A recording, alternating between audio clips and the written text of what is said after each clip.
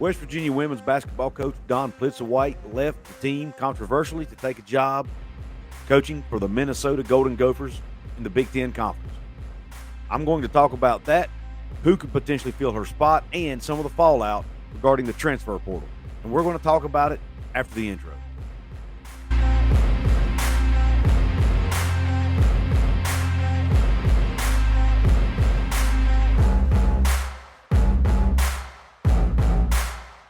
What is going on, Mountaineer Hoops fans? This is Couz, and I present to you another episode of Hoops from the Hills. My partner, Mountaineer Paul, could not join me on this episode, but I wanted to kind of bring you some news that I've received, or at least some rumors that are out there regarding the West Virginia women's program, and give you my thoughts on Don Plitzuweit taking the job at Minnesota. First of all, if you haven't yet, guys, please subscribe to this channel here at Hoops from the Hills. Paul and I cover West Virginia basketball. We typically cover the men's side, but this issue with the women's program is definitely popular right now, and people are talking about it all over the state and all throughout the fan base. So I wanted to cover it real quick and then give you some updates that I'm not sure you may have heard about yet that I'm getting from some sources in Morgantown. So without further ado, let's dig in. Don Plitzuweit left West Virginia after only one season at the helm of the Mountaineer women's program to take a job at Minnesota. The reason she gave for leaving was to be closer to home. Rumors are also out there that she's doubled her salary. And you know what? I can't blame her for leaving. Double salary, closer to home. Kind of a no-brainer there, right? The problem most people in the West Virginia fan base, or at least many of us have, is the way she left. According to reports, she did not meet with the team personally to tell them she was leaving. They had to find out through Twitter. According to athletic director Ren Baker, she did meet with the team after the fact, along with him. But the way the whole thing played out, it really looked bad on her part the way she left. She apparently didn't take the team bus back from the NCAA tournament game against Arizona. And then the players found out later that night or the next morning that she was leaving.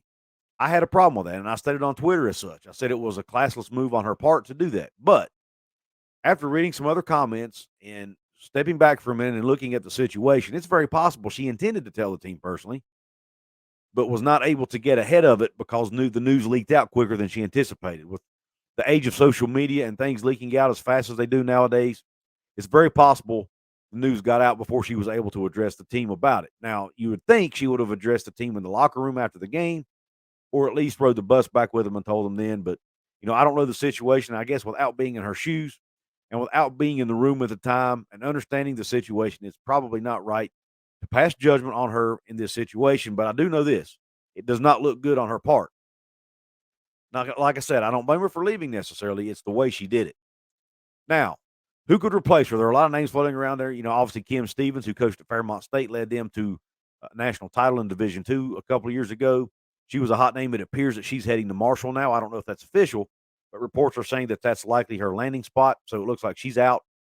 There's the coach from Stephen F. Austin has popped up because he worked for Ren Baker in the past at one of his previous stops and has had success at Stephen F. Austin. But one of the names that's popped up again is Mike Carey, Don Plitzuweit's predecessor at WVU, who's there for many, many years, won a Big 12 title with the women's team there at West Virginia. He actually said in a recent interview with Ali Osborne on WDTV that he is interested in the job. So he kind of publicly lobbied for the job to a degree there, in my opinion. And, he had previously retired from the program and retired from coaching. And according to him, one of the reasons he retired was the previous administration. So it appears that former athletic director Shane Lyons may have been a big reason that he stepped away. Now, did Shane ask him to step away? Did he do it on his own accord because they didn't see eye to eye? Who knows? But nonetheless, he wants to come back to West Virginia. I want to hear in the comments section, do you think hiring Mike Carey back would be a good idea for Ren Baker and this Mountaineer women's program? Now, the news that most of you might be here for, and that is this. I'm getting reports out of Morgantown from a source I have there that two of the women's players, and I haven't seen this officially announced on Twitter or anywhere on any websites or anything, but it appears that at least two women's players so far have signed their name into the transfer portal. They are freshman Winter Rogers, a 5'11" forward who played in 14 games for the Mountaineers, 2022-2023 season. She averaged only 3 minutes a game, so she got limited minutes and averaged 1 point on 63% shooting, but she's only a freshman. So the future could be bright for her if she hangs around the West Virginia program, and she could help build this thing from where they are today and build on the success they've had. The other player who entered the portal was a much larger contributor from as far as on the court perspective, and that is junior forward Kylie Blackston. Kylie Blackston is a 6'3" forward. Like I said, she's a junior. She spent her first 2 years of her career at Colorado before transferring to West Virginia to play for Coach P. Her stats this past season, she averaged 6 points on 58% shooting from the floor and had 3 rebounds. But she was a starter. She started all 30 games for the Mountaineers this past season. But from what I'm hearing from my source there, Kylie is apparently, even though she has entered the portal, players can enter the portal and still decide to return to the school. But apparently she's waiting to see who the new coach is. So will Kylie Blackston decide to stay in Morgantown based on the new coach? However, it'll be interesting to see. Now, the third player that I want to talk about is a player that's apparently not planning to enter the portal, or at least hasn't yet, but is apparently lobbying for her teammates to stay because she wants to build on what they've done, which was a 19-12 overall record this past year, 10-8 conference record, and a spot in the NCAA tournament. And that is J.J. Quinterly, the 5'8" sophomore guard, who was the team's leading scorer this season. Quinterly averaged 14.5 points a game to go along with 2 steals a game. She dropped 19 points in their NCAA tournament loss to Arizona. Other than points and steals, she was also third on the team in rebounds, averaging 4.2 a game, and she shot 42% from floor and 30% from three-point range. So it appears that Quinterly plans to stick around and play for the Mountaineers in 2023-2024, regardless of the coach. Now, we all know that could change. Obviously, if a coach comes in that she doesn't see eye to eye with or doesn't plan to utilize her in a way she likes, this stuff we all know can change. But it appears that the chances are she hangs around and is trying to convince her teammates to do the same. So it'll be interesting if she's able to do that. And let's all hope she does so they can build on what they've accomplished this past season. I want to hear in the comments section, what do you think about these players, the 2 players that entered the portal, Kylie Blackston and Winter Rogers? Would you like to see them stay with the Mountaineers? And obviously, we'd love to see J.J. Quinterly come back because she's a huge, huge piece, if not the most important piece, to this program moving forward from a player's perspective.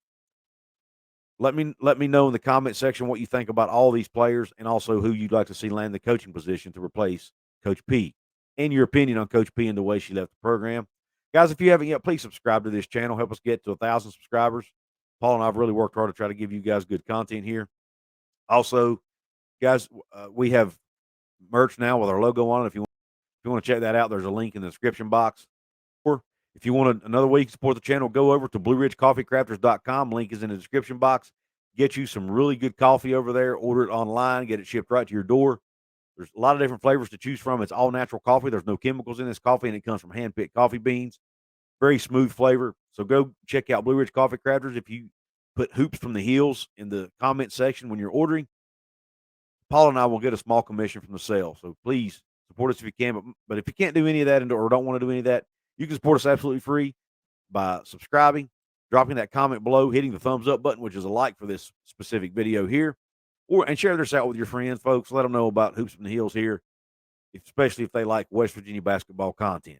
I really appreciate you tuning into this episode. And with that, I am out.